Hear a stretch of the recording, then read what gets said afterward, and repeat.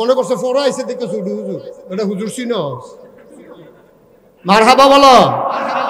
আমার ভাই, আমার প্রিয় ভাই, আমার দিনই ভাই, অভিন্ন হৃদয়াংশ, আমার কলিজার ভাই, যার কথাগুলো আমি মন্ত্রমুগ্ধের মতো শুনি গাড়িতে যখন অবসর থাকি। তার হৃদয়ের উদারতা, তার হৃদয়ের বিশালতা আমাকে অভিভূত করে, আমাকে মুগ্ধ করে। আমি প্লিজড হয়ে যাই এমন একজন বক্তা যিনি সকল ঘরানার ওলামায়ে কেরামের ঐক্য দেখতে দিবানিশি কাজ করে যাচ্ছেন। আমার প্রিয় ভাই, আমার অত্যন্ত কাছের মানুষ আল্লামা শায়েখ আলী হাসান ওসামা, আমার ভাই, অনেক কষ্ট করে এসেছেন, জ্যামে পড়ে গেছে। আজকের মাহফিলের প্রধান অতিথি মুফাসসির কোরআন, বিশিষ্ট ইসলামী চিন্তাবিদ, নাগাইশ দরবার শরীফ কুমিল্লা শ্রদ্ধেয় পীর সাহেব মুস্তাক ফাইজি দামাত বারাকাতুহুল আলিয়া। আল্লাহ তাআলা হযরতের ইলমে, আমলে, হায়াতে, পরিবারে সবকিছুতে বরকত দান করুন। আমাদের সবাইকে তার উত্তম পরামর্শ ও দিক নির্দেশনাগুলোকে জিন্দেগিতে বাস্তবে পরিণত করার তৌফিক দান করুন। তো লম্বা চওড়া কোনো আলোচনা করব না, আপনারাও সেই সন্ধ্যাবেলা থেকে হয়তো বসে আছেন, কোরআন ও সুন্নাহর কথাগুলো শুনছেন। অতি অল্প সময়ে বিক্ষিপ্ত দু একটা বার্তা আলোচ করে আলোচনার ইতি টানবো ইনশাআল্লাহ। এক নম্বর বিষয় হলো কোরআন মাজিদের মধ্যে রব্বুল আলামিন সূরাতুল বাকারায় ২য় নম্বর পারায় একটা বাস্তবতা জানিয়েছেন, ওয়ালা ইয়াজালুনা ইউকাতিলুনাকুম হাত্তা ইয়ারুদ্দুকুম আন দীনিকুম ইন ইসতাতাউ। এই ইসলামের দুশমনরা তোমাদের বিরুদ্ধে চিরকাল লড়াই চালিয়ে যাবে যতদিন না তোমাদেরকে তোমাদের দিন থেকে সরাতে পারে। আল্লাহ রাব্বুল আলামিন যেটা বলেছেন সেটা বাস্তব হবেই হবে। কেউ যদি মনে করে এটা অবাস্তব হতে পারে, এর ব্যতিক্রম হতে পারে, ওর তো ঈমানই নাই, ও তো নিজেকে মুসলিম পরিচয় দেওয়ার অধিকারী রাখে না। আল্লাহ রাব্বুল আলামিন এই বাস্তবতা জানিয়েছেন, জমিনের মধ্যে হক আর বাতিলের যে দ্বন্দ্ব, সেই দ্বন্দ্ব চিরকাল থাকবে যতদিন মুসলমানদেরকে ইসলামের আদর্শ থেকে সরাতে না পারবে, বাতিলরা তাদের সর্বাত্মক প্রচেষ্টা এর পেছনে ব্যয় করবেই করবে। একই সূরায় আল্লাহ তাআলা আরো জানালেন নবীকে বিশেষভাবে, ওয়ালান তারদা আনকাল ইয়াহুদ ওয়ালান নাসারা হাত্তা তাত্তাবিআ মিল্লাতাহুম। ইহুদি এবং খ্রিস্টানরা আপনার উপরে, আপনার মানে নবীকে বলছেন আল্লাহ তাআলা, যার চাইতে উত্তম চরিত্রের অধিকারী কোনোদিন কেউ ছিল না, কোনোদিন কেউ হবেও না, যার চরিত্রে কোনো দাগ নাই, কোনো কলঙ্ক নাই, কোনো খুঁত নাই, কোনো ত্রুটি নাই, যার দিকে বাঁকা আঙ্গুল তোলার মতো ন্যূনতম কোনো সুযোগ নাই, তার ব্যাপারে পর্যন্ত আল্লাহ বলে দিচ্ছেন আপনার মতো এত মহানুভব, এত শ্রেষ্ঠ ব্যক্তিত্ব যিনি, তার উপর ইহুদি খ্রিস্টানরা ততদিন পর্যন্ত সন্তুষ্ট হবে না হাত্তা তাত্তাবিআ মিল্লাতাহুম, যতদিন না আপনি নিজের আদর্শ ছেড়ে ওদের আদর্শের অনুসরণ না করবেন। যতই মহান আখলাকের অধিকারী হন না কেন, ওরা আপনাকে ভালোবাসবে না, আপনার উপর সন্তুষ্ট হবে না। তার মানে ওরা সন্তুষ্ট হবে সেদিন মুসলমান যখন নিজের আদর্শ ছাড়বে, আল্লাহ রাসূল সাল্লাল্লাহু আলাইহি ওয়াসাল্লাম যখন ওদের আদর্শ ধরবে। যেহেতু এটা সম্ভব না, সুতরাং ওদের ভালোবাসা পাওয়াটাও কঠিনকালে সম্ভব না। আল্লাহ রাসূল সাল্লাল্লাহু আলাইহি ওয়াসাল্লাম 40 বছর পর্যন্ত ওদের চোখের তারাই তো ছিলেন, মাথার তাজই তো ছিলেন। হঠাৎ করে কি এমন হয়ে গেল, আপনজন পর হয়ে গেল, এমনকি যেই চাচা নবীর জন্মে খুশি হয়ে নিজের দাসীকে পর্যন্ত আজাদ করে দিয়েছিলেন। একটা দাসী আজাদ করা যেন কোনো ব্যাপার না। এখনের বাজারে তো আর দাস দাসী বিক্রি হয় না, যদি হতো তারপরও একটা দাস, একটা দাসীর দাম কত থাকতো আপনি চিন্তা করেন। ভাতিজার জন্মে, নিজের পুত্রও না, ভাতিজার জন্মে খুশি হয়ে নিজের এই লক্ষ লক্ষ টাকা দামের এই প্রিয় দাসীটাকে আজাদ করা, তার মানে মহাব্বত কোন পর্যায়ে আছে এই ভাতিজার প্রতি।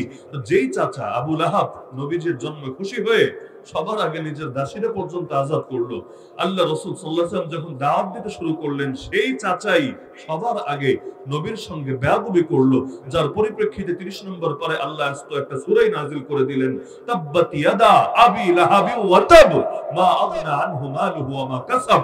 এই পুরো সূরা জুড়ে আল্লাহ তাআলা আবু লাহাবকে সে যে ধ্বংস হবে, সে যে জাহান্নামী হবে, এই ফয়সালা জানিয়ে দিলেন। এমনকি শুধু একদিনে বেয়াদবি করেছে তা না, এক সাহাবী যিনি আগে অন্য ধর্মের অনুসারী ছিলেন, অনেক পরে মুসলমান হয়েছেন, তিনি বলেন, একদিন আমি দেখলাম মক্কার বাজারের মধ্যে তরুণ এসে দাওয়াত দিচ্ছে, মানুষকে বলছে ইয়া আইয়ুহান নাস কুলু লা ইলাহা ইল্লাল্লাহ তুফলিহু, হে মানুষ সকল তোমরা বলো লা ইলাহা ইল্লাল্লাহ, তাহলে সফল হয়ে যাবা।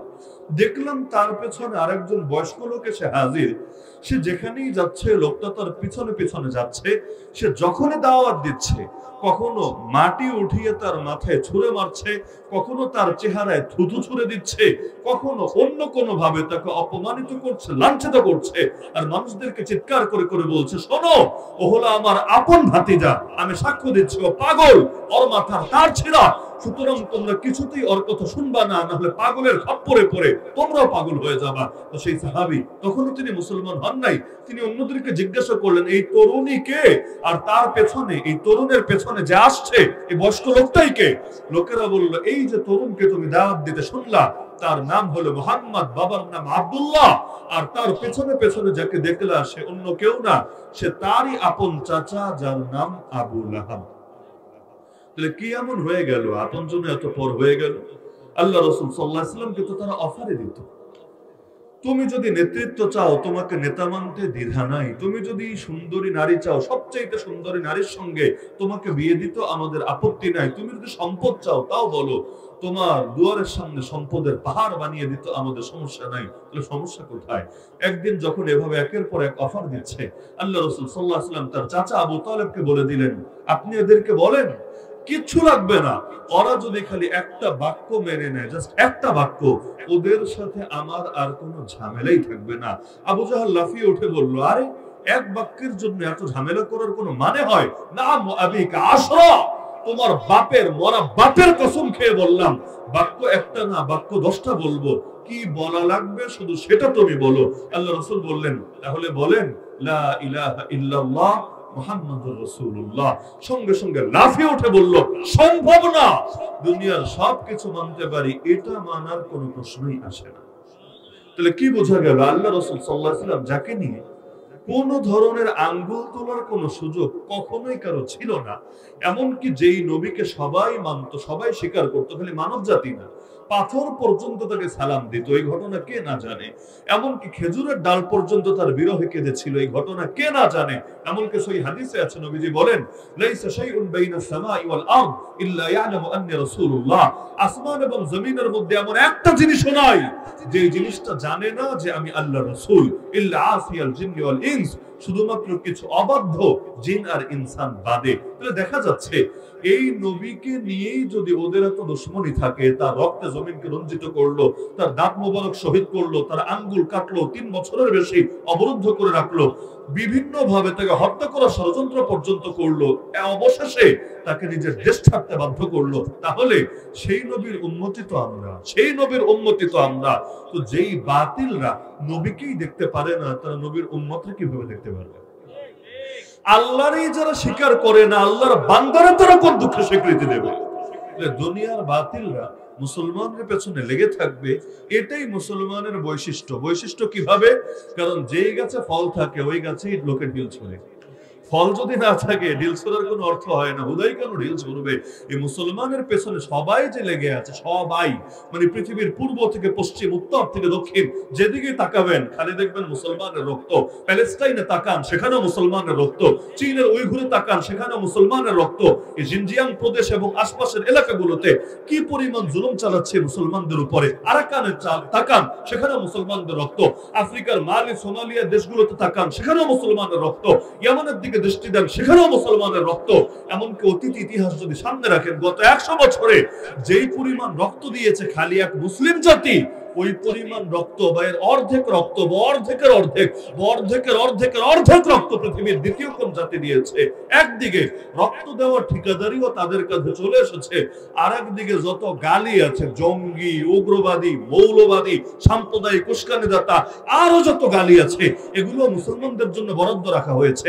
নরেন্দ্র মোদী যতই মারুক ওরে কেউ জঙ্গি বলবে না, অমিত শাহ যতই উস্কানি দেখ ওকে কেউ উস্কানিদাতা বলবে না, বাংলাদেশের নাস্তিকরা যতই গায়ে পড়ে মুসলমানদের বিরুদ্ধে অবস্থান নেক না কেন, ওদেরকে কেউ কোনো খারাপ শব্দ অভিহিত করবে না।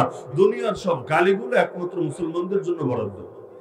তো মাইরও খাবে মুসলমান, গালিও খাবে মুসলমান, আবার দিন শেষে যেখানেই তারা স্বাভাবিকভাবে থাকবে, শান্তিপূর্ণভাবে থাকবে। যেমন ধরেন বাংলাদেশের চাইতে শান্ত মুসলমান দুনিয়া কয় দেশে আছে?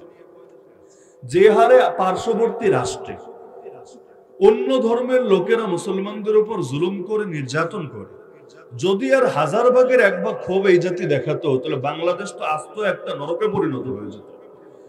এত বেশি শান্ত জাতি পৃথিবীতে কমই আছে, যারা এই যে দেখবেন আপনি আমেরিকায় পর্যন্ত যে হারে খুনোখুনি হয়, একজন আরেকজন আগ্নেয়াস্ত্র তো থাকেই, একজন আরেকজন রাস্তায় গুলি করে মেরে ফেলছে, ছুরি দিয়ে আঘাত করে দিচ্ছে। বাংলাদেশে দুর্ঘটনা কয়টা ঘটে? আলহামদুলিল্লাহ। ডাকাতরা যা কিছু করে সেটার আলাপ বাদে, ডাকাতরা তো মাঝে মাঝে, ওদের কাছে তো আবার সবাই সমান, কখন কাকে কি অ্যাটাক করে না করে। আপনাদের পাশেই তো মাধবপুর, তাই না?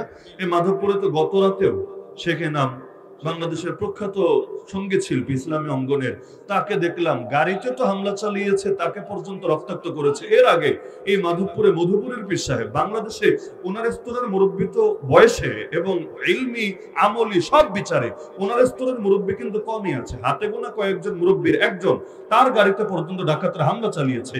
তো এরকম বিচ্ছিন্ন কিছু ঘটনা ঘটে। আর মাঝে মাঝে এলাকায় এলাকায় মানুষ মারপিট করে। কেন? কারণ কাজ না থাকলে কি করবে? যদি এখন এমন হতো যে কাফের মুশরিকদের সঙ্গে ময়দানে যুদ্ধ হতো, তাহলে নিজেরা আর মারপিট করার সময় থাকতো না, বই সুযোগটা হতো না। কিন্তু এখন কাম নাই, তো বয়ে বয়ে কি করবে? তো নিজেই নিজের ভাইরে মারে, নিজেই নিজের আত্মীয় স্বজনকে কোপায়। এই ক্ষেত্রে তো মনে হয় অনেক সময় বিশেষ একটা জেলা শিরোনামটাই পত্রিকায় বেশি আসে। এটা ভালো, একদিকে ভালো। কেন? যে সাহস আছে আলহামদুলিল্লাহ, খালি সাহসটা ভালো জায়গায় কাজে না লেগে একটু অন্য জায়গায় কাজে লাগছে। এই যেমন যুবকরা প্রথম মাহফিল করেছে না, এটা তাও বৃষ্টির মধ্যে, আমি তো খবর নিয়েছি, সকালবেলা বাসায় না গিয়ে এখানে মন খারাপ করে বসেছিল কি হবে না হবে, এরপরও কাদামাটি সরিয়ে সরিয়ে মাহফিলকে সফল করেছে। এই যে ভালো একটা কাজের পেছনে সময় দিয়েছে, আলহামদুলিল্লাহ সময়টা কেটে গেছে। কিন্তু যদি ভালো কাজ না করে যুবকরা বসে থাকে নাকি? থাকে না। তখন গিয়ে গান করে, তখন গিয়ে যাত্রাপালা করে, তখন গিয়ে আলতু ফালতু কাজ করে। হয়তো ভালো করবেন, না হলে বন্ধ করবেন, মাঝামাঝি কিচ্ছু নাই। যে কোনো মানুষ চুপচাপ বসে থাকে না। যদি ভালোর জন্য আপনার শক্তি ব্যয় হয়, সম্পদ ব্যয় হয়, আলহামদুলিল্লাহ, না হলে উল্টাটাই হবে, নাউযুবিল্লাহ। কিছু করার নাই, মাঝামাঝি কোনো সুরত নাই। এজন্যই তো ইসলাম আমাদেরকে নিয়মিত আমল দিয়েও ব্যস্ত রাখে। এই যে 5 ওয়াক্ত নামাজ 5 টাইমে, 5 ওয়াক্ত নামাজ 5 টাইমে না, ঘুমের আগে আছে এশা, আবার ঘুম থেকে উঠে আছে ফজর, কাজের মাঝে আছে যোহর, খেলার মাঝে আছে আসর, আর মাগরিবটাও আছে দিনের শেষে। এই যে 5 টাইমে 5 বার আল্লাহ ডাকে আমাদেরকে আল্লাহর ঘরে। কেন? আমরা নামাজ পড়লে আল্লাহর কি ফায়দা? এমন তো না যে আমরা সবাই নামাজি হলে আল্লাহর রাজত্ব অনেক বাড়বে, আমরা সবাই বেনামাজি হলে আল্লাহর রাজত্ব অনেক কমবে, না। কিন্তু এভাবে আল্লাহর স্মরণে যদি আল্লাহ লাগায় না রাখে, ইবলিস আমাদেরকে ওর অনুসারীতে পরিণত করে ছাড়ে। এটাই নিয়ম। তো এখন দেখা যাচ্ছে যে এই বিচ্ছিন্ন ঘটনা বাদ দিলে বাংলাদেশের চাইতে শান্তিপূর্ণ অবস্থানে থাকা লোক কিন্তু পৃথিবীর বুকে বলতে গেলে আসলেই কম আছে, আসলেই কম আছে। কিন্তু এরপরও দেখবেন গায়ে পড়ে এখানে দ্বন্দ্ব বাঁধানোর চেষ্টা করে। এই যে এতদিন পর্যন্ত, বিশেষ করে সরকার পতনের পর থেকে মোটামুটি দেশে কিন্তু একটা শান্তিপূর্ণ অবস্থান বিরাজ করছিল। সাধারণ রাজনীতিবিদ বলেন, ইসলামপন্থী নেতা বলেন, যাই হোক, মোটামুটি সবাই স্বপ্ন দেখছিল আমরা নতুন বাংলাদেশ গড়ব, আমরা আলোকিত এক বাংলাদেশ গড়ব। যে যে দলের হোক, ভাবছিল আগের বাংলাদেশ আর পরের বাংলাদেশ ভিন্ন হবে, কারণ শহীদদের রক্তকে বৃথা যেতে দেওয়া যায় না। এ হাজার হাজার আহত এখনো পর্যন্ত দেহের মধ্যে জুলুমের যন্ত্রণা বয়ে যে বাংলাদেশ এনে দিয়েছে, এটাকে এমনি এমনি চলতে দেওয়া যায় না। সবার ভেতরে স্বপ্ন যাচ্ছিল। কিন্তু নাউযুবিল্লাহ, একে একে এখন যখন দেখা যাচ্ছে যে ওই কিছু চিহ্নিত নাস্তিক টাইপের লোকেরা, যাদের কাজই হলো ওরা নিজেরা কখনো ক্ষমতায় যেতে পারে না, পারবেও না, কিন্তু যারাই ক্ষমতায় থাকুক ওদের কাঁধে সওয়ার হয়ে ইসলামের বিরুদ্ধে ওরা দ্বন্দ্ব বাঁধানোর চেষ্টা করে, মুসলমানদেরকে খেপানোর চেষ্টা করতেই থাকে। না হলে আপনি চিন্তা করেন এই সুন্দর সময়ে এইরকম প্রস্তাব কিভাবে যেতে পারে সরকারের কাছে যে নিজের বউরেও নাকি লোকে ধর্ষণ করে, এই টাইপেরও মামলার ব্যবস্থা থাকবে। বউ গিয়া যদি বলে যে আমাকে আমার স্বামী ধর্ষণ করেছে, মামলা হবে, এটাও যৌন নির্যাতন। আরে অদ্ভুত ব্যাপার। এরকম হলে দুনিয়ার বুকে কেউ সংসার করতে পারবে? আর কখন সম্মতি আছে কখন না এটা আদালতে নিশ্চিত করবে কিভাবে? পরে তো বাসায় বাসায় ক্যামেরা লাগাতে হবে, না হলে ম্যাজিস্ট্রেটকে সামনে বসিয়ে দেখো, তুমি দেখো আমাদের সম্মতি আছে, কারো কোনো আপত্তি নাই, এভাবে তখন কাজ সারতে হবে, না হলে উপায় কি? এখন বলছে সম্মতি আছে, পরে যদি বলে সম্মতি নাই, যেমন বিয়ের প্রলোভনে ধর্ষণ, এখন কোর্টে হাজার হাজার মামলা আছে এই নামে, বিয়ের প্রলোভনে ধর্ষণ। মানে কি? 5 বছর পর্যন্ত আকাম করেছে, ধর্ষণ ছিল না, মহব্বত ছিল, প্রেম ছিল, ভালোবাসা ছিল, লিভ টুগেদার ছিল। এখন আইসা বলছে কাজ যা করার করছি, তোরে আর বিয়ে করব না, এখন গিয়ে মামলা ঠকে দিচ্ছে, এটা নাকি ধর্ষণ। অদ্ভুত ব্যাপার। যতদিন পর্যন্ত এই জিনার দরজা খোলা থাকবে আর বিয়ের ক্ষেত্রে মানুষদের অনিশ্চয়তায় ফেলা হবে, ততদিন পর্যন্ত আল্লাহর গজব আসার দরজা সবার জন্য খোলা থাকবে। না হলে বিয়ে করে আপনি ভয়ে যে বউ মামলা দেয় কিনা, ম্যারিটাল রেপ নাম দিয়েছে, বৈবাহিক ধর্ষণ, এগুলো বলতেও খারাপ লাগে, নিজের কাছে রুচিহীন ব্যাপার, কিন্তু এই নামে প্রস্তাবনা ইতিমধ্যে চলে গেছে। আইন করতে পারবে না, ইনশাআল্লাহ পারবে না, যতদিন পর্যন্ত এই দেশে আমরা জীবিত আছি, আমরা জীবিত থাকাকালীন কখনোই পারবে না ইনশাআল্লাহ। কিন্তু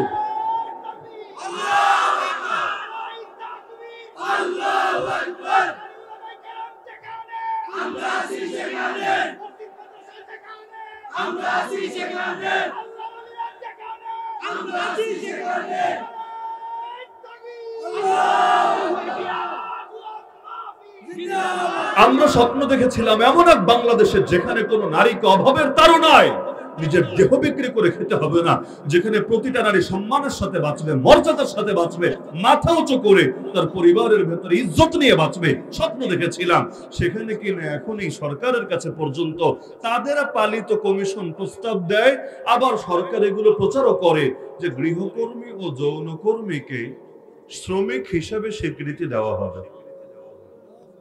অথচ এই অর্থ কি? যদি তাদেরকে শ্রমিক হিসেবে স্বীকৃতি দেওয়া হয়, রিক্সাওয়ালার আরো বিভিন্ন সেক্টরের লোকেরা যারা আছে তারা যেমন শ্রম দেয়, তারা শ্রমিক, তাদের মর্যাদা নিয়ে আলাদা করে কাজ করে এবং এটার জন্য প্রয়োজনে আলাদা ফিকির করা হয়, তাহলে যৌনকর্মীদের নিয়ে আলাদা এখন সংস্থা গড়ে উঠবে, শাখা গড়ে উঠবে, তাদের পেছনে ইনভেস্ট হবে, লক্ষ কোটি টাকা ব্যয় করা হবে, তারা শ্রমিকের মর্যাদা নিয়ে বাঁচবে।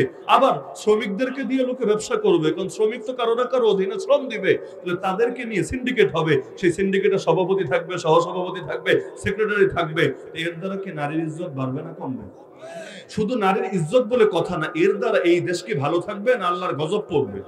কারণ জিনা এমন একটা জিনিস, নবীজি হাদিসে বলেছেন, কোন সম্প্রদায়ের ভেতর অশ্লীলতা যদি প্রকাশ্যে ছড়িয়ে যায়, তাহলে ঘোষণা দিয়ে যদি সেটা করতে থাকে, তাদের ভেতরে দুইটা জিনিস আসবে। এক নম্বরে এমন সব মহামারী আসবে যেটার অস্তিত্ব আগে ছিলই না, যেমন এইডস।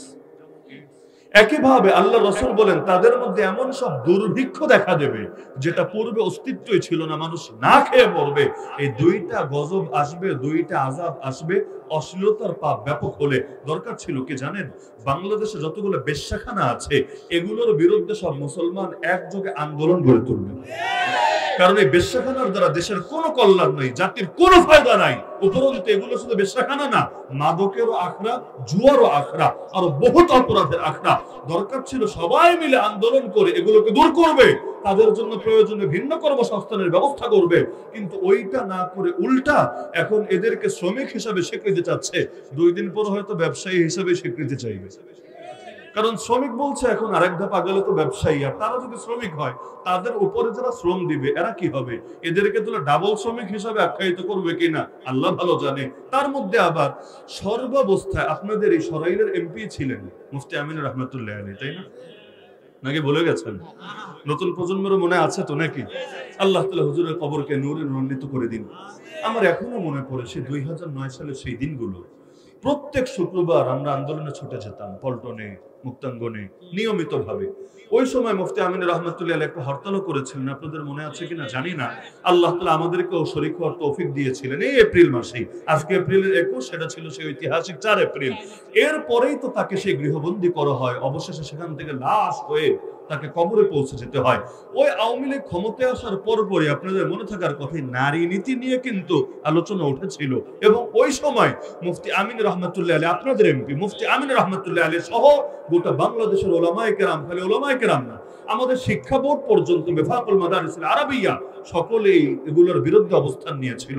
ওই একই নারী নীতি আবারও এখন সামনে আনা হচ্ছে ভিন্ন ব্যানার দিয়ে, যে নারী সম্পদের ভেতরে বিয়েতে, ডিভোর্সে ইত্যাদি সব ক্ষেত্রে ধর্মীয় আইন বাধ্যতামূলক থাকার কারণে নারীরা নাকি বঞ্চিত হচ্ছে।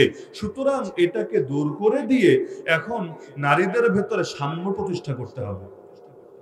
নাউজুবিল্লাহ বলবেন না? ধর্মীয় আইন বাধ্যতামূলক থাকায়, যদিও কয় পার্সেন্ট বাধ্যতামূলক আছে সবাই জানে, বাংলাদেশে যদি ধর্মীয় আইন বাধ্যতামূলক থাকতো তাহলে এটা তো একটা ইসলামী রাষ্ট্রই হয়ে যেত। ধর্মীয় আইন কয় পার্সেন্ট আছে এটা সবার জানা আছে, ওই যদ্দূর আছে, নাম কাওয়াস্তে যদ্দূর আছে, ওইটার জন্যই নাকি নারীরা বৈষম্যের শিকার হচ্ছে। আর এটা বাদ দিলে নারীরা এক লাফে আসমানে চলে যাবে, খুব উন্নত হয়ে যাবে। নাউযুবিল্লাহি মিন যালিক। অথচ যারা প্রস্তাব দিচ্ছে তারা আবার অন্য লাইনে নিজেরা বৈষম্যের প্রস্তাব দিচ্ছে। কিভাবে? ওই যে এক প্রস্তাব দিয়েছে না কমিশন, যে সংসদের আসন ৩০০ জায়গায় ৬০০ বানাও, ৬০০-র মধ্যে নারীদের জন্য ৩০০টা সংরক্ষিত রাখো, যেখানে নারীদেরকে ভোটেই নির্বাচন করা হবে, কিন্তু এই ৩০০টা নারীদের জন্য বরাদ্দ, এখানে পুরুষ বসতে পারবে না। আর বাকি যে ৩০০ আছে ওখানে পুরুষও আসতে পারে, নারীও আসতে পারে। মানে এমনও হতে পারে যে ৬০০ জনই নারী হয়ে গেছে, অথবা ৩৫০-৪০০ জনই নারী হয়ে গেছে। ওই বাসের মতো পুরুষের সিটে নারী বসতে পারে, সমস্যা নাই। তো নারীর সিটে গিয়ে যদি পুরুষ বসে, ওর ইজ্জত শেষ। মানে ও যে শুধু ইজ্জত শেষ তা না, ও টিকটকের কন্টেন্টও পরিণত হয়ে যেতে পারে, ভাইরাল বানায় ফেলবে আরে, যে দেখ ও কি করেছে, কোন জায়গায় গিয়ে বসেছে। এই যে নারী আর পুরুষকে আলাদা করলো, এটা বৈষম্য হলো না? এটা নারীদেরকে আলাদা করে দেখা হলো না? এই জায়গায় আইসা নিজেরাই দাবি করছে না নারীদের জন্য এই বৈষম্য কায়েম করো, কিন্তু সম্পদের ক্ষেত্রে, বিয়ের ক্ষেত্রে, তালাকের ক্ষেত্রে ইসলামের বিধানটা বাতিল করো, তাহলে নাকি নারীরা জিতবে। নাউযুবিল্লাহি মিন যালিক। অথচ অযৌক্তিক ব্যাপার, আমার সম্পদ, এটার বাহ্যিক মালিক তো আমি, তাই না? আমার সম্পদ আমি আপনাকে দেব না ওনাকে দিব, আমি ৫ টাকা দিব না ১০ টাকা দিব, একটা দুনিয়ার বিবেচনা বলছি, কোরআন হাদিস একপাশে রাখেন, এটা কি আমার সিদ্ধান্ত না সরকারের সিদ্ধান্ত? মাল আমার, এটা তো সমাজতান্ত্রিক রাষ্ট্র না যেখানে ব্যক্তি মালিকানা অস্বীকার করা হয়। আমার মাল আমি কষ্ট করে কামাই করেছি, আমার রক্তকে পানি করে, আমার মাথার ঘাম পায়ে ফেলে, তো এটা আমি আপনারে হাদিয়া দিব না অমুকের মজুরি হিসাবে দিব না তমুকের পেছনে এমনি ব্যয় করব, এটাকে সরকার ঠিক করবে না আমি ঠিক করব? এই যে আজকে এখানে মাহফিল হচ্ছে, ছেলেপেলেরা এটার পেছনে পয়সা ব্যয় করেছে, দেখলাম কেউ প্রবাসে আছে, প্রবাস থেকে এসে এখানে অর্থ ব্যয় করছে, কেউ ব্যবসা করে, ব্যবসার টাকা এখানে অর্থ ব্যয় করছে। এই যে টাকাটা তারা এখানে ব্যয় করলো, এটাকে সরকার ঠিক করে দিয়েছে? না, এটা সরকারের বিষয় না, বরং আমার মাল আমার যেখানে ইচ্ছা সেখানে আমি ব্যয় করব, এটা নিয়ে কোনো আইন করার অধিকার কেউ রাখে না। তাহলে ইসলাম যারা মানে, যেমন আমরা, যেমন আপনারা সকলে, আমরা যারা ইসলাম মানি, আমরা মনে করি যে আমরা যত সম্পদ কামাই করেছি, অর্জন করেছি, উপার্জন করেছি, মালিকানা লাভ করেছি, এগুলো আমরা আমাদের সন্তানদের ভেতরে আল্লাহর ফয়সালা অনুসারে বন্টন করব। এই সিদ্ধান্ত তো মুসলমানদের, এটা নিয়ে মুসলমানরা তো আপত্তি করে নাই। শুধু মুসলমান কেন, অন্য ধর্মের লোকেরাও তো আপত্তি করে নাই। তাহলে ওই কয়েকজন লোকের লেজের ভেতর আগুন ধরলো কেন? তাদেরকে এখন কোরআনের আইন বা অন্যান্য ধর্মের আইনের বিরুদ্ধে অবস্থান নিতে হলো কেন? অথচ ইসলামকে নারীকে ঠকিয়েছে না জিতিয়েছে? বলবেন কিভাবে? ছেলেকে দিল ১০০ টাকা, মেয়েকে দিল ৫০ টাকা, নারী তো ঠকলো না ভাই, নারী জিতলো। বলবেন কিভাবে?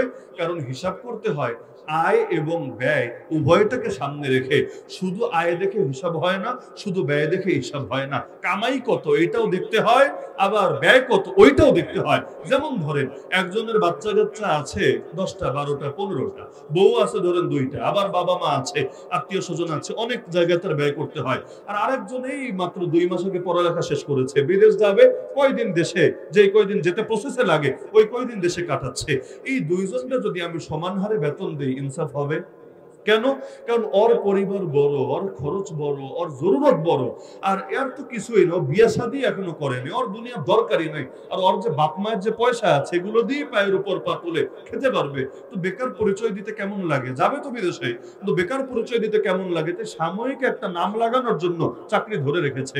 তা আমি যদি এখন ওই যে এই ছেলেটারে যা দেই, ওরে ধরেন দিলাম আমি যে ২০০০ টাকা, এমনি একটা সান্ত্বনা, এখন ওরেও বললাম ও ২০০০-এ পারলে তুই পারবি না কেন? সাম্যের বাংলাদেশ গড়ে তুলতে হবে, ওরেও দিলাম ২০০০, তোরেও দিলাম ২০০০, সাম্যের বাংলাদেশ গড়ে উঠলো। এটা কি যুক্তির দাবি হবে? আপনাদের বাসায় ২ রকম বাচ্চা আছে ধরেন, একটা হলো ট্যাবলেট 5-6 বছর, আর একটা ধরেন ভার্সিটিতে পড়ে 18-20 বছর 22 বছর, 2টা বাচ্চা আছে। এখন বড় ছেলেটাকে ডেইলি পকেট খরচ কত দিন? ধরেন 100, 200, 500 বড়টাকে দেন, ছোটটারে কয় টাকা দেন? 2 টাকা, 5 টাকা, 10 টাকা, তাও নিয়মিত দেন না, কখনো চাইলে টাইলে দেন, অথবা কখনো স্কুলে গেলে কোথাও গেলে আপনি দিয়ে দেন। এখন ছোটটা যদি আন্দোলন করে আমাকে আর বড়টাকে সমান দিতে হবে, হয়তো অরে কমাও না হলে আমারে বাড়াও, হয়তো আমারও ডেইলি 500 টাকা দাও, না হলে আমার ওই ভার্সিটি পড়ুয়া বড় ভাইটাকেও ডেইলি 5 টাকা দাও। এটা কি আসলে ইনসাফের দাবি হবে? সমতায় সব জায়গায় ইনসাফ থাকে না রে ভাই। দুইজন মানুষ মনে করেন সাইজে বেশ কম, একজন 5 ফুট একজন 6 ফুট, তাদের উভয়ের পায়ের নিচে একই সমান টুল যদি দেন, তাদের উচ্চতা কিন্তু এক সমান হবে না, বেশ কম থাকবে। কেন?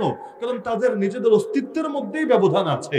তো সাইজে যেহেতু ব্যবধান, পায়ের নিচে সমান করলেই সমান হবে না, তাদেরকে উপরে সমান করতে চাইলে ওই নিচের দিক থেকেই বেশ কম করে দিতে হবে। আমরা কাতার সোজা করে কিভাবে দেখেন না, পায়ের সামনের অংশ সোজা করে না গোড়ালি সোজা করে। কেন? সামনের অংশ সোজা করলে কাতার জিন্দেগিতেও সোজা হবে না, কারণ সকলের পায়ের সাইজ যেহেতু সমান না। যেমন ধরেন আমি জুতা কিনতে গেলে খুব ঝামেলায় পড়ি, খুবই ঝামেলায়।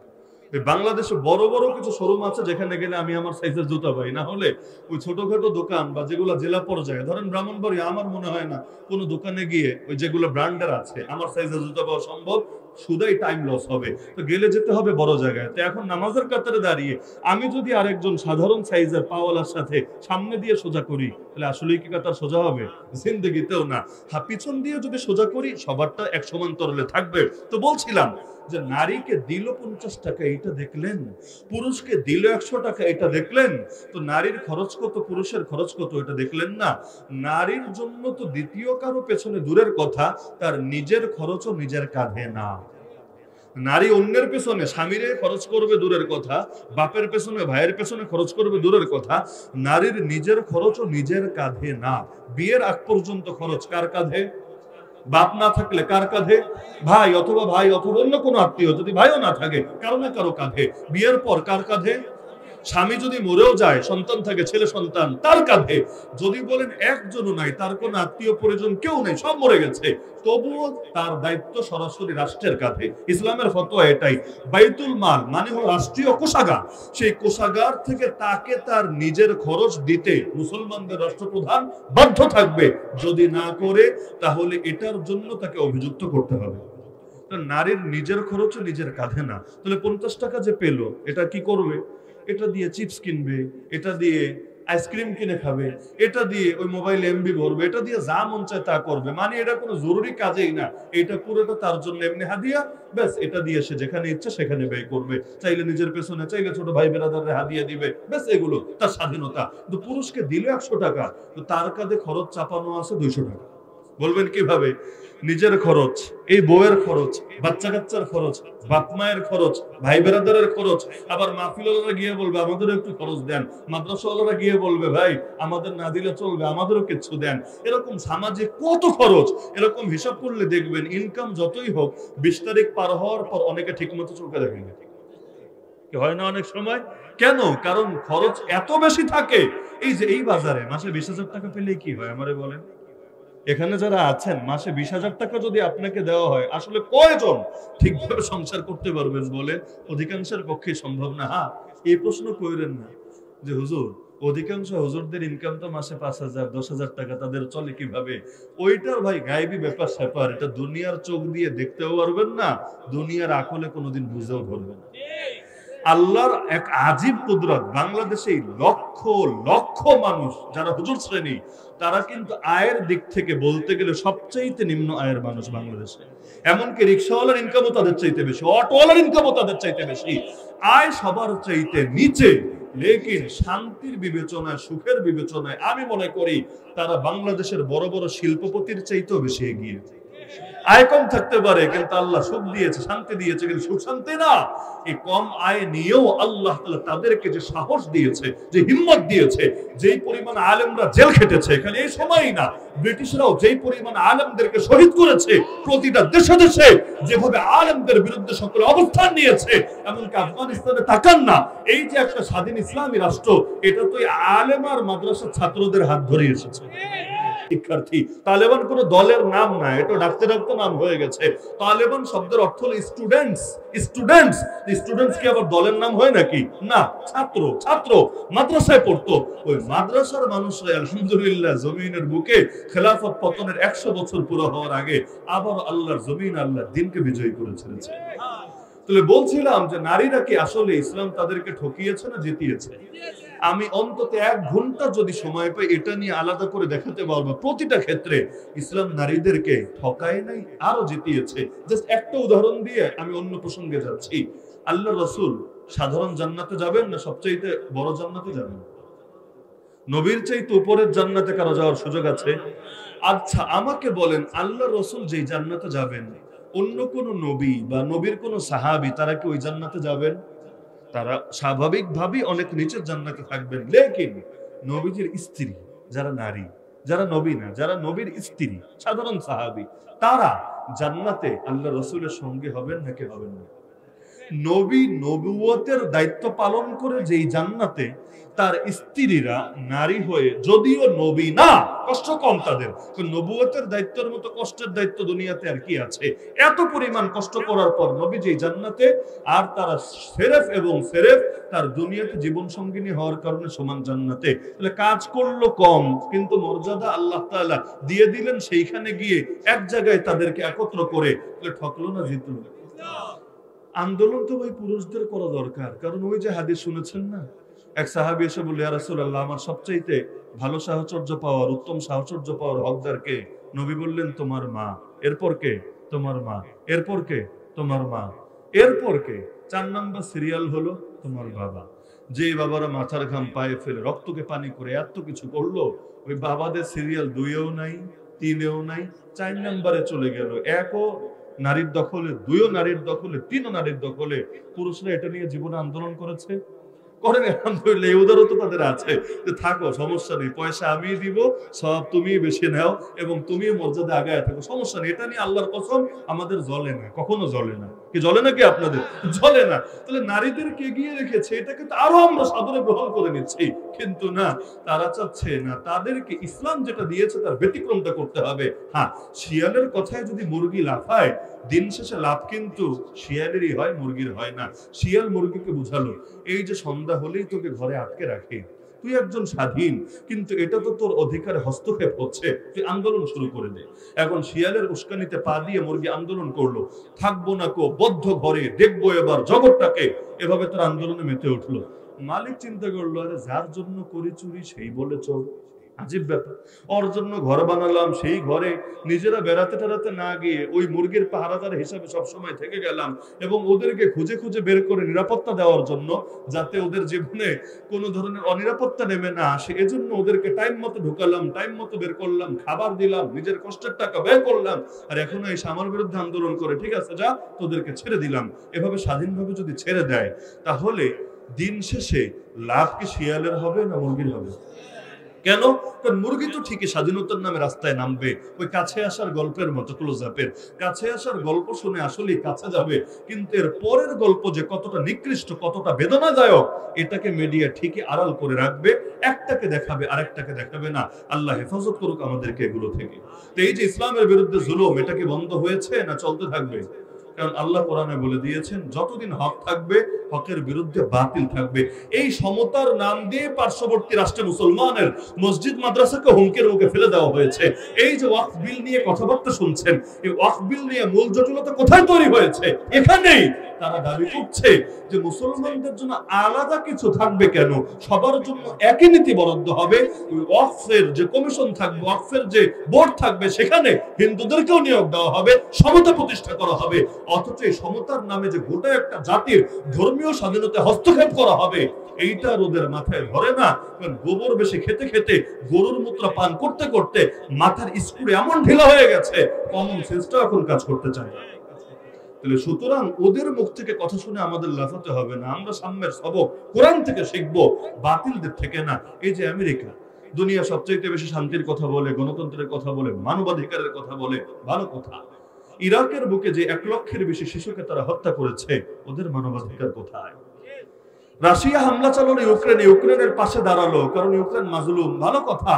ইসরায়েল যখন হামলা চালালো ফিলিস্তিনে, তখন আর ফিলিস্তিনের পাশে দাঁড়ালো না, তখন আর মনে পড়লো না ফিলিস্তিন মাজলুম। কি রে ভাই, এইটা আবার কেমন সাম্য, এইটা আবার কেমন মানবাধিকার? নাকি ইউক্রেনে যারা থাকে খালি ওরাই মানুষ, আর ফিলিস্তিনে যারা থাকে ওরা তোদের চোখে অমানুষ? নাউযুবিল্লাহ। এছাড়া তো ভিন্ন কোনো ব্যাখ্যা করা সম্ভবই না। তাহলে এই দুনিয়ার 2 পয়সার বাতিলদের থেকে আমাদের সাম্যের সবক, ইনসাফের সবক শিখতে হবে না? আমাদের জন্য আল্লাহর কালামই যথেষ্ট। যার কাছে আল্লাহর কালাম আছে তার এই কাফের মুশরিকদের থেকে আদর্শ ভিক্ষা করে চলা লাগে। তো হক আর বাতিলের লড়াই যদি চিরকাল চলতেই থাকে, আমরা অবস্থান নেব হকের পক্ষে না বাতিলের পক্ষে? কিভাবে হকের পক্ষে অবস্থান নেবেন এটা অল্প করে বলে আমার আলোচনা শেষ। 1 নম্বরে, এই এলাকায় আপনারা যত মানুষ আছেন এবং যত দোকানদার আছেন, 1 নম্বর সবক আপনাদেরকে, সেটা হলো যেহেতু হকের পক্ষে দাঁড়াতে চেয়েছেন, বাতিলের বিপক্ষে অবস্থান নিতে চেয়েছেন, সুতরাং বর্তমান প্রেক্ষাপটকে সামনে রেখে আপনারা ইসরায়েলি পণ্য বয়কট করে এবং ফিলিস্তিনের জন্য নিয়মিত দোয়া প্লাস আর্থিক সহযোগিতা, আর যদি আল্লাহ সুযোগ করে দেয় জান নিয়েও হাজির হয়ে যাওয়া, এই 3 তরিকায় আপনারা এই হকের পক্ষে বাতিলের বিপক্ষে অবস্থানকে মজবুত করতে থাকে। আচ্ছা, দোকানে যদি ইসরায়েলি পণ্য না রাখে, দোকানদার না খায় মরবে, তাই না? রিজিকের মালিককে আল্লাহ যা কপালে লিখে রেখেছেন তা আসবে নাকি আসবে না? একটা দানা বাকি থাকতে আজরাইলেরও ক্ষমতা নাই ভাই জান কবজ করবে, আজরাইলও করবে না। নবী হাদিসে বলে দিয়েছেন, আলা ওয়া ইন্না নাফসাল লাম তামুত হাত্তা তাস্তাকমিলা রিজকাহা, কোন প্রাণ মরবে না যতদিন না রিজিক পুরোপুরি ভোগ করে। তো রিজিক যদি নির্ধারিতই থাকে আর কপালে যা লেখা তা যদি এমনি আসে, তাহলে ইসরায়েলের দালালি করার কোনো দরকার আছে? নিয়ত করেন ইসরায়েলি পণ্য আমরা সব বাদ দেব, যেগুলো দোকানে স্টকে আছে ফেরত দেওয়ার ব্যবস্থা করব, নতুন করে কোনো পণ্য উঠাবো না। তাও যদি কেউ উঠায়, আপনাদের কাজ হলো তাকে সামাজিকভাবে বয়কট করেন। ভাঙচুর না, ভাঙচুর কোনো সমাধান না, সামাজিকভাবে বয়কট। বয়কট বুঝেন? আরে ক্রেতা না থাকলে বিক্রেতা বসে কি আঙ্গুল চুষবে? ক্রেতার কারণেই তো বিক্রেতা খারাপ হয়। এক হাতে তালি বাজে না, তাহলে 2 হাতেই বাজে। আপনারা সবাই মিলে কেনা বন্ধ করেন, 2 দিন পর আব্বা ডাইকেও মাল সরাই অন্য মাল এনে বেচে। অনেকে ঘাটতারামি করে না, আমরা এগুলোই রাখবো, তোমরা কি করবা? ওই মাঝে যখন কয়েকদিন এমন হয়েছে বিভিন্ন বড় বড় রেস্টুরেন্টে বা বিভিন্ন জায়গায় তারা ঘাটতারামি প্রদর্শন করেছে, আমরা সরাবো না, কি করবি কর, কিচ্ছু লাগে নাই। পাবলিক খেলি ভিডিও করে ছেড়ে দিয়েছে, ওই যে ডায়লগটা মেরেছে এটাই ভিডিও করে ছেড়ে দিয়েছে। 3 দিন পর ওই আব্বা ডেকে ডেকে ফ্রিজটি সব সরিয়ে এরপর একদম আলিফের মতো সোজা হয়ে গেছে। ডায়লগ মারতে তো অনেক সময় হুঁশ থাকে না। অনেকে দেখেন না ডায়লগ মারে, একদিকে চাঁদাবাজি করবে আর একদিকে ডায়লগ মারবে, চুলও বাঁকা করতে পারবে না। খালি ভিডিওটা বাইর হতে দেরি, চুল না তার পুরো শরীরও বাঁকা হতে আর কোনো টাইম লাগে না। এখন তো জামানা হয়ে গেল ভিডিওর জামানা। এইরকম ঘাটতারা যদি কাউরে পান, আর এটা তো ব্রাহ্মণবাড়িয়া, বাংলাদেশের অন্য কোনো জায়গা না, এইরকম ঘাটতারা খালি ফেসবুকে একটা ভিডিও ছাইরা দেন, বাকি কাজ ব্রাহ্মণবাড়িয়াবাসী করে দিবে। সুতরাং এরকম ঘাড়তারা ইনশাআল্লাহ এখানে টিকতে পারবে না। তাহলে 1 নম্বর কাজ, আমরা মাজলুমের পাশে দাঁড়াবো না জালেমের পাশে দাঁড়াবো? মাজলুমের পাশে দাঁড়াবো ইনশাআল্লাহ। হ্যাঁ, বিকল্প আবার অনেকে ভুল করে, ইসরায়েলি পণ্য বাদ দিয়া কাদিয়ানি পণ্য নিয়ে দোকানে ঢোকায়। এমন এক ঝামেলায় আছি আমরা। ইসরায়েলি পণ্য কিনলে এটা মাজলুমের বিপক্ষে অবস্থান নেওয়া হয়, কথা সত্য, কিন্তু কাদিয়ানি পণ্য কিনলে দোকানে উঠালে এটা তো নবীজির বিপক্ষে অবস্থান নেওয়া হয়। তাহলে অপরাধ কি কমলো না আরো বাড়লো? এখন কাদিয়ানি পণ্য কি কি আছে এটা আমার বলা লাগবে না, এগুলো যাদের চোখ কান খোলা আছে সবাই জানেন, যারা জানেন না এই আজকে যারা মাহফিলের আয়োজন করেছেন আরো যে সচেতন যুবকরা আছেন আপনারা জানানোর ব্যবস্থা করেন। কাদিয়ানের পক্ষে অবস্থান নেওয়া মানে নবীর বিপক্ষে অবস্থান নেওয়া, আর কাদিয়ানের বিপক্ষে অবস্থান নেওয়া মানে নবীর পক্ষে অবস্থান নেওয়া। সুতরাং ইসরায়েলি পণ্য বাদ, কাদিয়ানি পণ্য বাদ। বলবেন হুজুর তাহলে 3 নম্বর সমাধান হলো ইন্ডিয়ান পণ্য ঢুকাবো। ঝামেলা কত মুখে। ইন্ডিয়ান নাগরিকদের সাথে মানে সাধারণ বাসিন্দা যারা, তাদের সাথে তো আমাদের কোনো দুশ্মনী নাই, থাকার কথাও না, তাই না? ইন্ডিয়া সাধারণ মুসলমান আছে, ইন্ডিয়ার মুসলমান তো বাংলাদেশের চাইতেও বেশি, ইন্ডিয়ার মুসলমান পাকিস্তানের সব নাগরিকের চাইতেও বেশি। তাহলে মুসলমান তো ইন্ডিয়া কম আছে বিষয়টা এমন না, আমরা যে ইন্ডিয়ার সবাই দুশ্মন মনে করি বিষয়টা এমন না। আমরা মনে করি ইন্ডিয়া রাষ্ট্র ব্যবস্থা যাদের হাতে, যারা দেশটাকে চালাচ্ছে, এই হিন্দুত্ববাদী অপশক্তি যতদিন পর্যন্ত ওরা শক্তিশালী থাকবে, মুসলমানদের অধিকার কিছুতেই প্রতিষ্ঠিত হবে না। গাছের গোড়া যদি কাটা থাকে, ডালপালায় যতই পানি ঢালেন ভালো ফলের আশা করে কিছুতেই লাভ হবে না, আগে গোড়ার দিকে নজর দিতে হবে। এই যে বাংলাদেশে বিগত আন্দোলন হলে আন্দোলনের পেছনে অনেক বড় অবদান কিন্তু আছে প্রবাসী ভাইদের। বিশ্বাস হয় না? প্রবাসী ভাইদের কিভাবে? টাকা যদি না থাকে সবার গরমে যায় এমনি বের হয়ে। পৃথিবীতে একটা রাষ্ট্র আছে, নাম নাই বলি, তাদের দেশে নবীরে গালি দেওয়া হলো, নাউযুবিল্লাহি মিন যালিক। আল্লাহ নবীকে গালিগালাজ করলো, বিভিন্ন ভাবে অপমানিত করলো, সারা দুনিয়া প্রতিবাদ হলো, বাংলাদেশের প্রতিবাদ হয়েছে, কিন্তু কোনো ক্ষমা চাওয়ার নাম নেই। ক্ষমা তো চাইলো না, চাইলোই না। সরকার গালিবাজদের পক্ষে দালালি করলো, কি বলে জানেন? এটা ওদের মুখের স্বাধীনতা, বাক স্বাধীনতা, কথার স্বাধীনতা। আমরা কারো স্বাধীনতায় হস্তক্ষেপ করতে পারি না, নাউযুবিল্লাহ। যদিও পৃথিবীর কোন দেশের কোন সরকারই অবাধ স্বাধীনতা মানে না, সবার স্বাধীনতার একটা লিমিট আছে, লিমিট অবশ্যই থাকবে। ওই দেশের প্রধানমন্ত্রীরা গালি দিলে ঠিকই নিয়ে জেলে ঢুকাবে, তো নবীরে নিয়ে গালি দিলে স্বাধীনতার সবক দিবে। অথচ স্বাধীনতা যদি বাধাহীন হয় তাহলে ক্লিয়ার বলে ফেলুক না। যেমন ওরা যদি বলে কারো কোনো স্বাধীনতায় হস্তক্ষেপ করা উচিত না, প্রত্যেকে নিজের স্বাধীনতা ভোগ করতে পারে, আমাদের কথা ক্লিয়ার। তো গালিবাজের মুখের স্বাধীনতা যদি হয় আল্লাহ নবীকে গালি দেওয়া নবীর আশেকদের হাতের স্বাধীনতা হবে, ওই রকম গালিবাজদেরকে ধরে ধরে জাহান্নামে পৌঁছানো। কারণ তোর মুখের স্বাধীনতা থাকলে মুসলমানের হাতের স্বাধীনতা থাকবে। অবাধ স্বাধীনতা পেলে সবাই পাবে, না পেলে কেউ পাবে না। তো কেউ পাবে আর কেউ পাবে না, তা হবে না, তা হবে না। তো দেখা গেল মুসলমানরা এত করে বললো, প্রতিবাদ করলো, কাজ হলো না।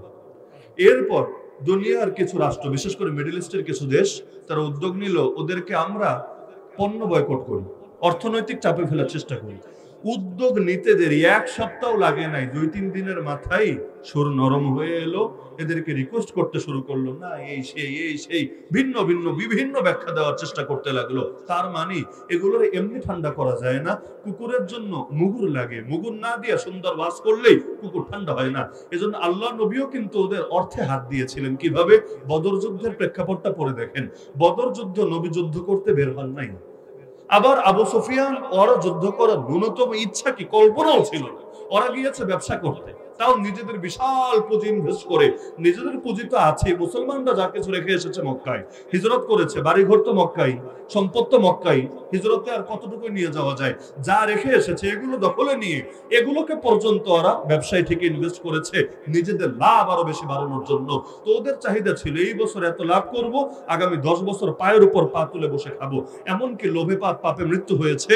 নারীরা নিজেদের গলার অলংকার, কানের অলংকার, যত অলংকার আছে এগুলো পর্যন্ত অনেকে দিয়ে দিয়েছে যে এইবার ব্যবসায় ইনভেস্ট বড়, তো পুঁজি যদি বাড়ে লাভও বাড়বে, স্বাভাবিক এটা, যদি না অন্য কোনো বিপদ আপদ দেখা দেয়। তো ওরা বিশাল পুঁজি ব্যয় করলো।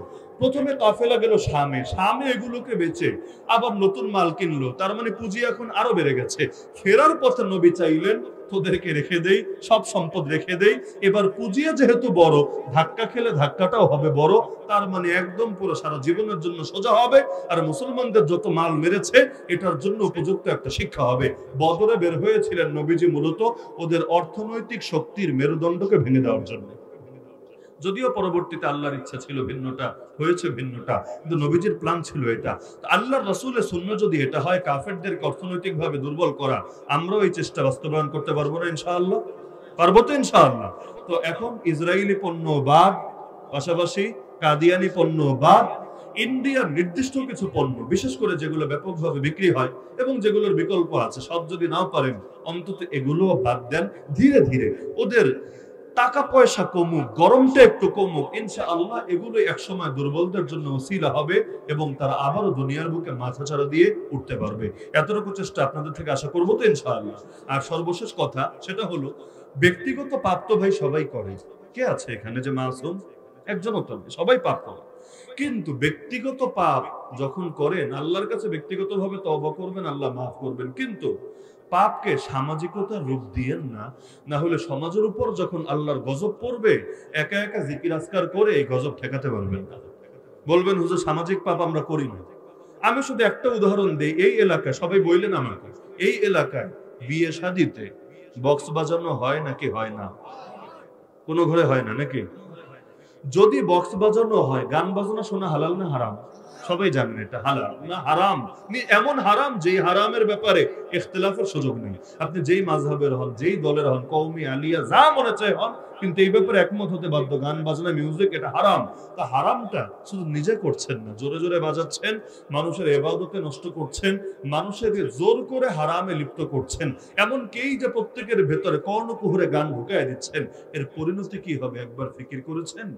বিয়ে করছেন সারা জীবনের জন্য, তা আল্লাহর কাছে এখন সাহায্য চাওয়া দরকার। কারণ বিয়ে মানে নতুন এক জীবন শুরু করতে যাচ্ছেন, শান্তি হলে পুরা সংসার শান্তিতে, আর অশান্তি আসলে সবার কপাল পড়তে থাকবে। তো দরকার ছিল বিয়েটা শুরু করবে ইবাদতের মাধ্যমে, নেক আমলের মাধ্যমে, আল্লাহর রাজি খুশি করার মাধ্যমে। আর এমন এক দেশে থাকি এখানে বিয়েটা শুরু হয় সবচেয়ে নিকৃষ্ট হারামের মাধ্যমে। অন্তত বিয়ে করার সময় মানুষ হারাম করার কথা কিভাবে আসে মাথায়? এই হারামও যত বাড়ছে দেখেন আপনি, দাম্পত্য কলহ, ডিভোর্স, পরকিয়া, আরো যত শয়তানি এগুলো বেড়ে যাচ্ছে। আমি এখানে যুবকদেরকে অনুরোধ করি, আমাদের সিলেটে এমন অনেকগুলো গ্রাম আছে, শুধু সিলেটে না, আমি ফরিদপুরে দেখেছি, বাংলাদেশের আরো অনেক জায়গায় দেখেছি, যেখানে বিয়েতে আলহামদুলিল্লাহ একজনও বক্স বাজানোর সাহস করে না। বলবেন কেন? সবাই বুজুর্গ হয়ে গেছে? না, সবাই বুজুর্গ হয় নাই। এলাকার আলেম ওলামা, ময়মুরব্বী এবং যুবকরা, পঞ্চায়েত এগুলো বসে এমন ভাবে সিদ্ধান্ত নিয়েছে, এই এলাকায় কোনো বিয়েতে, কোনো খতনায়, অন্য কোনো সামাজিক অনুষ্ঠানে প্রকাশ্যে কেউ যদি এভাবে গান বাজনা করে, ওরে এক ঘরে করে দেওয়া হবে, ওরে বয়কট করে দেওয়া হবে। তো এখন একদিন গান বাজনা করার জন্য কে এক ঘরে হতে রাজি হবে? মানুষ তো সামাজিক জীব, সমাজ নিয়েই তার চলা লাগে। শুধুই মুরব্বীদের, ওলামাদের উদ্যোগের কারণে আলহামদুলিল্লাহ পুরো এলাকা ঠিক হয়ে গেছে। আপনারা উদ্যোগ নেন, হিম্মত করে উদ্যোগ নেন, যুবকেরা সবাই এক থাকেন, যেই বাড়িতে বিয়ে হবে ওই বাড়ি শেষ, ওই জিনিসপত্র তো ভাঙবই। মাইকলেরও যদি উদ্যোগ নেয়, আমরা কোনো গানের অনুষ্ঠানে মাইক দেব না, তাহলে কিভাবে আয়োজন করবে? আলেমরা যদি উদ্যোগ নেয়, আলেমরা যেই বাড়িতে যৌতুক প্রথা থাকবে, যেই বাড়িতে গান বাজনা হবে, আমরা একজনও সেখানে গিয়ে বিয়ে পড়াবো না। আর যদি যুবকরা উদ্যোগ নেয়, আমরা ওদেরকে এলাকায় থাকতে দেব না, তাহলে গান বাজনা হওয়া সম্ভব? এখন বলবেন হুজুর অন্যদের স্বাধীনতায় হস্তক্ষেপ করবেন। হ্যাঁ রে ভাই, হস্তক্ষেপ করতে হবে। কেন? কারণ আল্লাহ রাসূলও তো বলেছেন নামাজ একটা ব্যক্তিগত ইবাদত, কিন্তু ওইটার জন্য পিটানোকে নবী সুন্নাত বানিয়ে দিয়েছেন। 10 বছর বয়স যদি হয় বাচ্চা নামাজ না পড়ে, নবী বলে দিয়েছেন পিটাতে। ফ্যামিলির অভিভাবককে আর রাষ্ট্রের অভিভাবককে বলে দিয়েছেন যারা নামাজ ত্যাগ করবে ওদেরকে শাস্তির আওতায় আনতে। তাহলে ইসলাম সব শুধু মৌখিক ওয়াজ করেই শেষ করে দেয় না, বরং ইসলামে মিষ্টি কথাও আছে, ইসলামে শাসনও আছে। সবাই সোজা আঙ্গুলে সোজা হয় না, বরঞ্চ কারো কারোর জন্য আঙ্গুলটা একটু বাঁকাই করা লাগে। যেমন কুকুর হবে তেমন মুগুর থাকবে। ব্যাস উদ্যোগ নেন, সমাজ পরিবর্তন হবে। পারবেন তো ইনশাআল্লাহ? আমি শুরুতেই বলেছি যে কয়েকটা বিক্ষিপ্ত বার্তা দেব, এবং যে বার্তাগুলো আপনাদের জন্য প্রয়োজনীয়। আমি ফালতু আলাপ করেছি একটাও? যেখানে যে কয়টা বলেছি আমি আশা করি যদি এগুলো সমাজে বাস্তবায়িত হয় অবশ্যই পরিবর্তন আসবে। হ্যাঁ, একদিনই পুরো সমাজ চেঞ্জ হবে না, তবে শুরু করি, আমরা শুরু করি, ইনশাআল্লাহ সমাপ্ত করবেন স্বয়ং আল্লাহ। বান্দার কাজ শুরু করা আর ফলাফল দেওয়া কার কাজ? আল্লাহর কাজ। সুতরাং আল্লাহ তাআলা আমাদের এই উদ্যোগকে কবুল করুন। আর যুবকদেরকে আমি বিশেষভাবে পরামর্শ দেব, প্রথম মাহফিল, আমরা আশা করি এই মাহফিল কিয়ামত পর্যন্ত জারি থাকবে। শুধু আপনারা না, আপনাদের সন্তানরা, তাদের সন্তানরা, তাদের সন্তানরা, এভাবে কিয়ামত পর্যন্ত যত মানুষ আসবে। দ্বীনের বাগান একবার ফুল ফুটেছে, এই ফুল চিরকাল যাতে চলতেই থাকে সিলসিলা। সবাই চেষ্টা করবেন তো ইনশাআল্লাহ? আল্লাহ সবাইকে তৌফিক দান করুন। সবাই দুরূদ শরীফ পাঠ করুন।